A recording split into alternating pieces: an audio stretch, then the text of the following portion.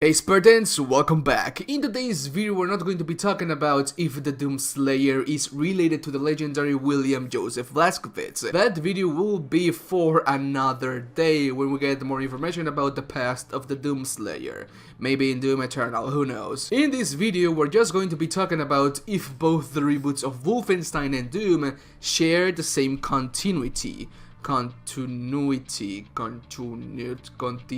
no sé ni siquiera cómo se dice en inglés. In other words, if they share the same universe. As far as we know, id Software pretty much confirmed many years ago that the old Doom guy was indeed related to B.J Blazkowicz. In the old Wolfenstein, B.J Blazkowicz had a son named Arthur. Arthur then had a son named Billy Blaze, aka the protagonist of Commander Kim. And Doom guy, going by the name of Stan Blazkowicz or Joe Blazkowicz, might be the son of Billy Blaze, or William Joseph Blazkowicz III, or just some distant relative of the family. Either way, it has been pretty much confirmed that Doom guy and B.J Blazkowicz are related, but that was for the older Dooms and Wolfensteins. Now, id Software is still the developer of the Doom series, but the Wolfenstein IP was shifted to Machine Games. So if both id Software and Machine Games wanted to have both games related, then they should have had remain in close contact so that they can share information on what they are trying to do with both games.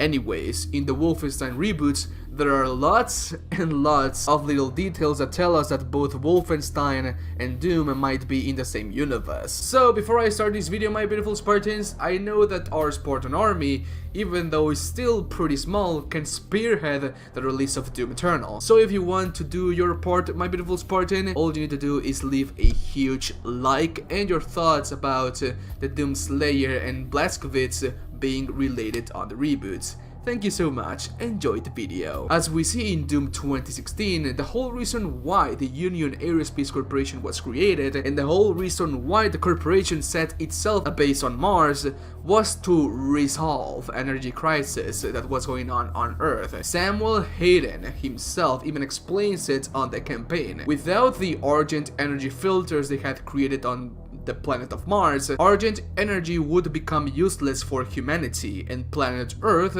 would go back to its destructive state years later after all of the Argent energy was consumed. Doom 2016 is set in the year 2100-ish, but as stated on the codex entries for Samuel Hayden, Hayden has existed in his biomechanical frame for over 130 years, and when he first began working on the Argent energy consumption program, planet Earth was already facing an energy crisis. But how does this connect to the reboot of Wolfenstein? As far as we know, when the German Empire won the war in the 1940s, there was a complete industrial revolution, and the German Empire spearheaded the advancements in technology. But as we can see in the games and how it has been shown to us in the games, Earth resources are being consumed at an alarming rate. Electricity being used to charge laser stations, diesel and gasoline for vehicles, and most of their weapons are diesel based. You can also see that on the ammo capacity and the ammo types used for the weapons, you use batteries and diesel pretty much. Also, let's not talk about how they have a facility on Venus. On planet Venus, and we all know who it's there. Well, ya saben quién está ahí, no ni siquiera tengo que decirlo. It's not even the 1970s and they have already traveled and established a base all the way to Venus. And it is pretty obvious that the German Empire is using Earth's resources to power that installation. The more mankind advances in technology, the more Earth's resources will be consumed, and you can see that in real life pretty much. Humanity in Wolfenstein is way more advanced than in our real world, and here we go to the next point. The Übergewehr, or the super gun in English. This weapon is the most powerful weapon in Wolfenstein: The New Colossus. You actually find this weapon on a test lab on Venus, meaning that the weapon hasn't been finished yet. In the codex entries for the Übergewehr, it says that the gun uses primarily 3 energy sources to power the weapon: laser-based energy, diesel fuel, well, diesel fuel and an unknown energy that is harvested from an unknown dimension using microportals. First of all, the Ubergewehr, or super gun in English, is pretty much the BFG 9000 from Doom 2016. The gun is really big, that is pretty obvious, and the shooting mechanism and the sphere it shoots highly resembles the BFG 9000. Also, the sphere it shoots is red coated, just like Argent energy, and it vaporizes enemies in an instant, like that, just like Argent energy does in Doom. As we know, the reason why Samuel Hayden rejected his humanity JoJo was because he had a terminal illness. He was given 6 months to live, and he devoted that time to find a radical solution to his mortality, a cybernetic transplant. Not only was the operation highly successful, but Hayden was able to augmentate his brain functions, making him pretty much a supercomputer and a super soldier if he wanted. But if you take a good look to Hayden's mechanical frame, it highly resembles the Ubersoldat mechanical frame from Wolfenstein. 3 meters tall, slender frame. Even though the Ubersoldats are not human brains on a mechanical frame, Seth Roth was the first human doctor to perfect the head transplant to a new body, when he transplanted William's head to a new German frame. Even though the operation of both Seth Roth and Hayden is not the same, one being a head transplant to another body and another one being a brain transplant to a mechanical frame, the concept is the same. Connect the brain functions from one individual to another one, and maybe, just maybe, the brain transplant Hayden underwent was based on the research of Seth Roth, pretty much the Albert Einstein of Wolfenstein. Anyways, these were some of the things that I could find on both the games that highly resembled each other. I think that it would be really cool if both its software and machine games have been making 2 different games that share the same continuity or the same universe. In Doom 2016, we are never told about how was humanity in the past. We're only told that planet Earth is in a huge energy crisis. And in Wolfenstein, the German Empire is pretty much destroying planet Earth's resources. When Samuel Hayden is finally about to send the first Argent energy package to Earth, everything is being broadcasted, and when Hayden finally pulls the lever, it sends a clear message to the people of the known solar system that he is the only one that can turn on the power. 2 words there: solar system. Why would the codex entry say that explicitly? I mean, it might be for dramatic purposes or something, I do not even know, but within the context of the game, we are only told that people live on both Mars and Earth, and in their moons respectively. If he was to say that in the context of the game, the codex would have said for the people of the known planet Earth. But if we take into consideration that Doom and Wolfenstein share the same universe, then it would be pretty clear why the codex says in quotes solar system.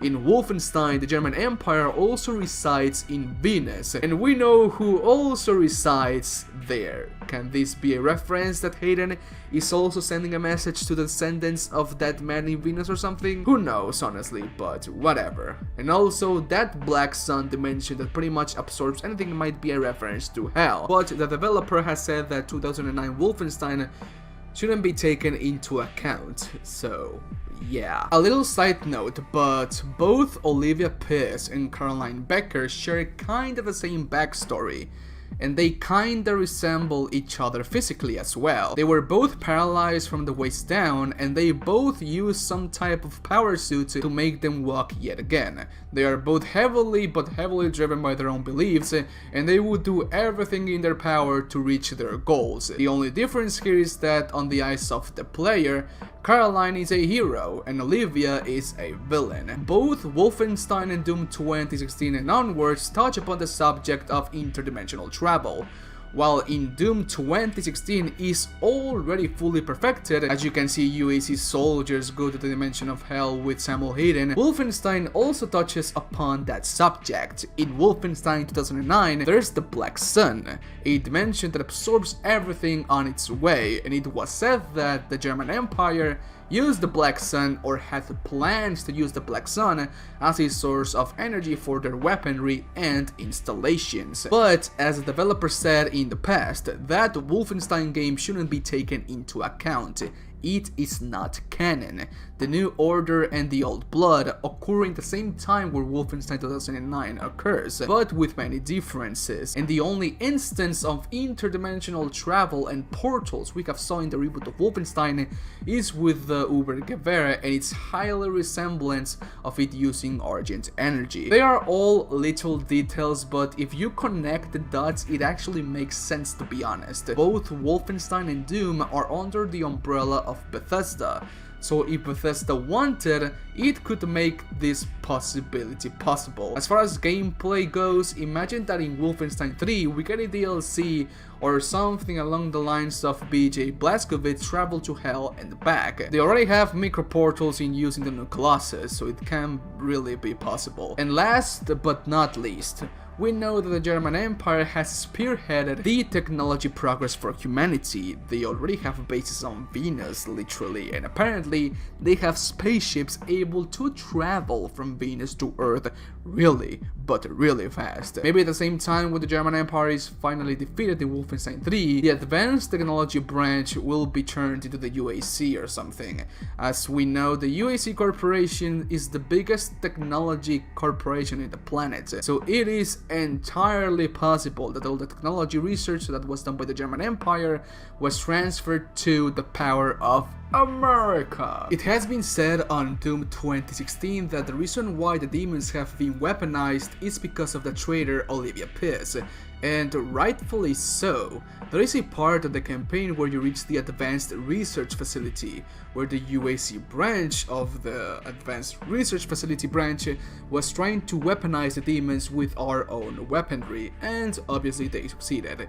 They were able to weaponize Mancubus, create the Revenants, give some rocket launchers to the Cyber Demon, and maybe, but just maybe, mechanically glue together a laser weapon to the Hellraisers. And if you actually pay some attention, you're able to see that the laser the Hellraiser shoots highly resembles the laser from the Laserhund. All in all, they're all just little details, but it is really, but really exciting to see, honestly. But hey, that is just a theory, a Doom theory. Please let me know what you think about this Doom theory down below. And so, okay, Spartans, please let me know what you think about this video. Leave a like if you did, and leave a dislike if you didn't. As always, I really do appreciate your support.